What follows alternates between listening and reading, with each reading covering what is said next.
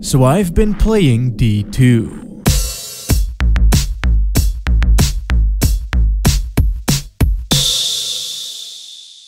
The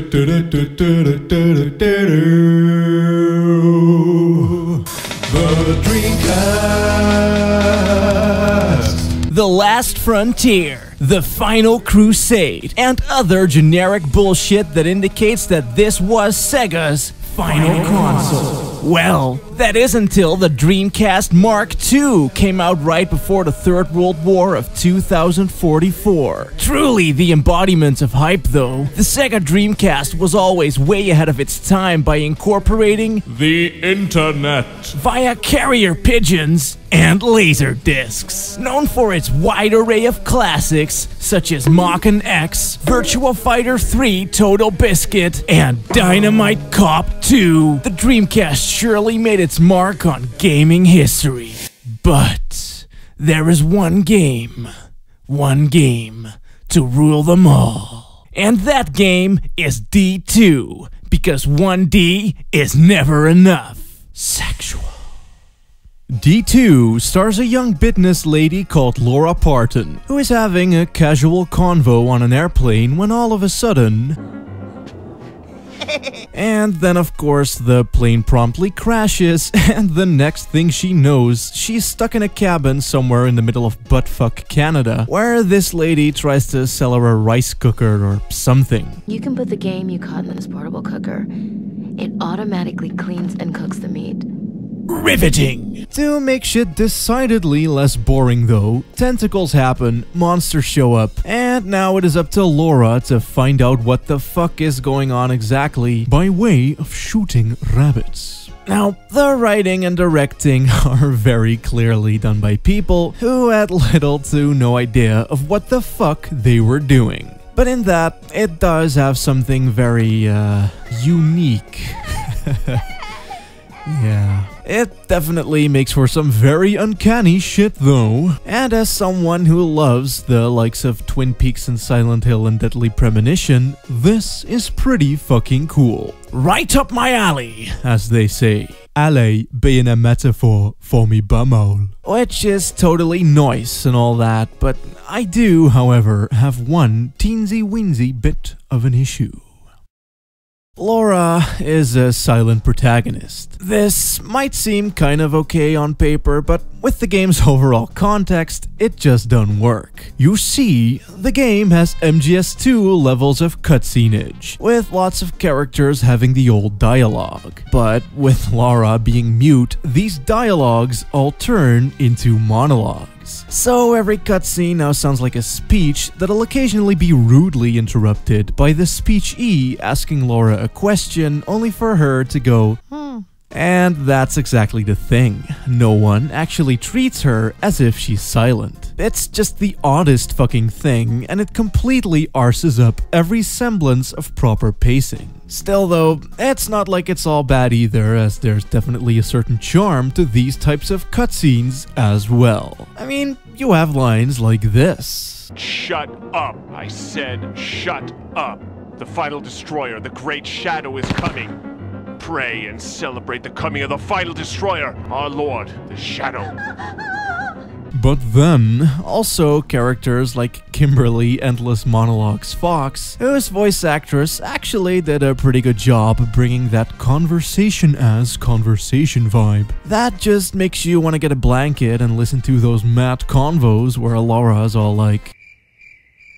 It's a very comfy game, I guess. Like... This may very well be one of those things only my fellow Europeans can relate to, but have you ever found yourself flipping channels on the ancient TV box at like 4 AM, only to then come across one of those weird Norwegian art house movies that just has a bunch of bearded blonde dudes in a wooden hut on top of a mountain discussing the news and drinking coffee? Cause I guess that's just what Norwegians do when they're not busy making the dankest of metals and burning churches. Well... This game is pretty much that. Just people talking with little to no music. Which is probably enough to scare off like at least 90% of you, but I honestly really like the "snuggle up, you cuck" feel that this game emits out of its every pulsating orifice. Oh. The story, however, is far from the only thing here that's a bit on the odd side of the spectrum. You see, this game combines elements from JRPGs, survival horror, first-person shooters, and also hunting games. Essentially though, shit's pretty much split up into two separate modes of play: the indoor sections and the outdoor sections. Indoors, the game functions much like Myst, where you're set on rails and doing everything from moving around to looking at stuff will trigger a cutscene. And outdoors, you explore the game's vast wastelands and fight random encounters by way of first-person shooting. The game spans 4 discs, and each disc has its own map for you to explore, and well, that's it really. You just kinda shoot plant vagina monsters and dick around in buildings, taking an exuberant amount of time looking at health items.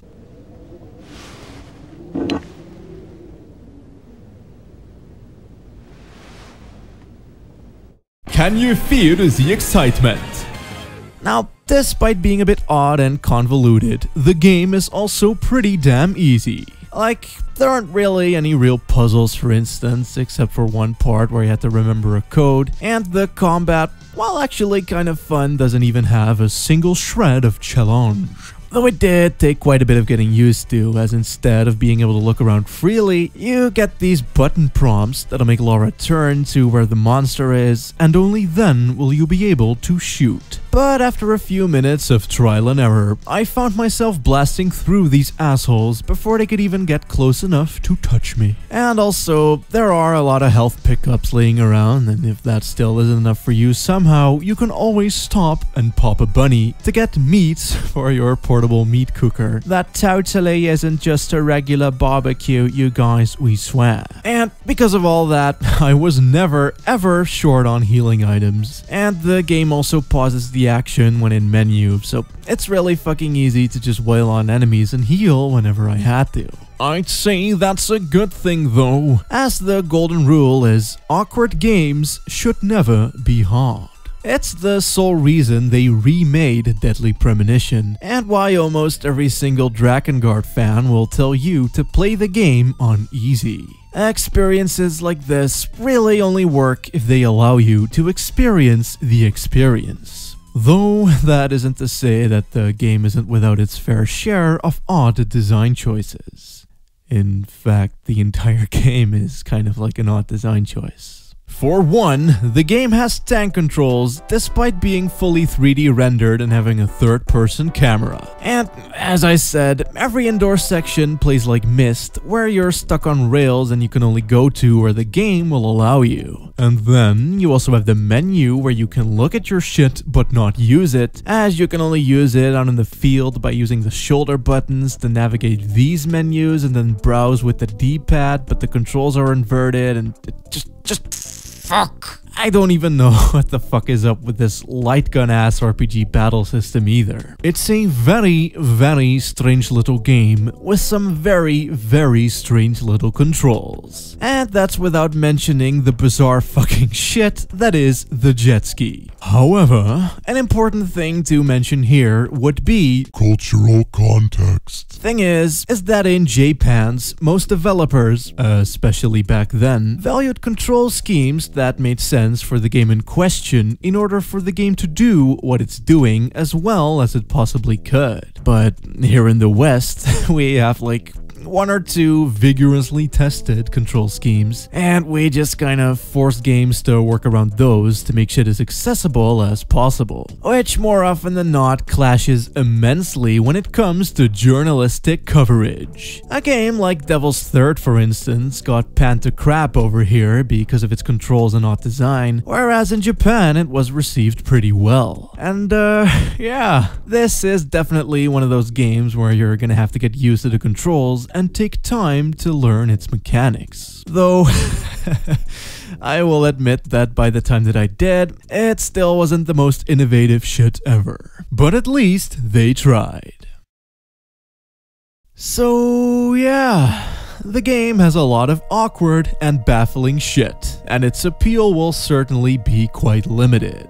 But I actually found myself liking it.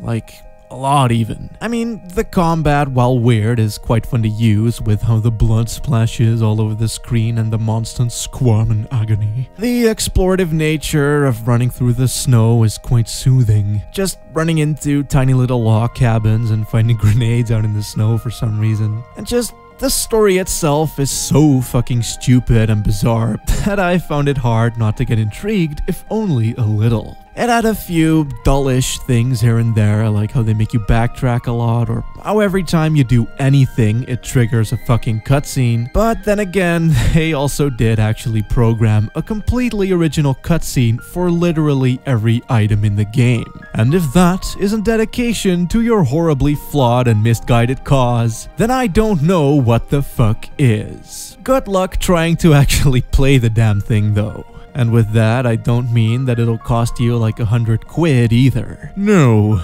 this game is a fucking myth. Only thing you'll find online are overpriced Japanese versions and people selling the soundtrack, because as far as the US release goes, it is gone.